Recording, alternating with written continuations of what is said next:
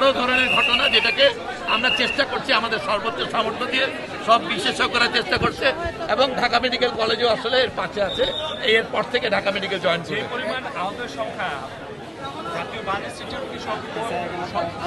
এখন পর্যন্ত আমাদের 60 জন যেটা ভর্তি করা হয়েছে, আরো 10-15 জনের ক্যাপাসিটি এখানে নেওয়ার মতো হবে। এবং ঢাকা মেডিকেল এবং আমরা মিলে আমরা সোফার স্যার যেটা বললেন রেডি আছে, আমরা ম্যানেজ করতে পারতেছি।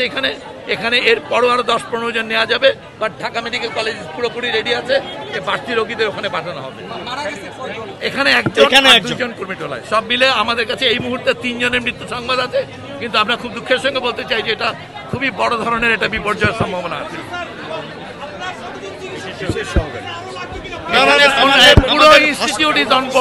হাসপাতালের কেউ বাইরে নেই, প্রতিষ্ঠানের সকল চিকিৎসক এখন হাসপাতালে, কেউ বাইরে যায় না। এটাই এই 500 বেডের জন্য যে প্রস্তুতি পুরোটা এখন হসপিটালে আছে, মানে কোনো রোড বাইরে যায় না। আজকে সবার ছুটি বন্ধ, হ্যাঁ প্রত্যেকেই চলে আসছে স্যার। মানে আপনি বলার সাথে সাথে মানে এটা অবিশ্বাস্য কথা।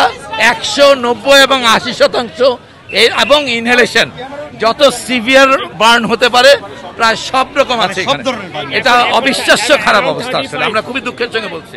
মানে 100%, 90%, 80% বার্ন, এটা উল্লেখযোগ্য সংখ্যক বাচ্চা।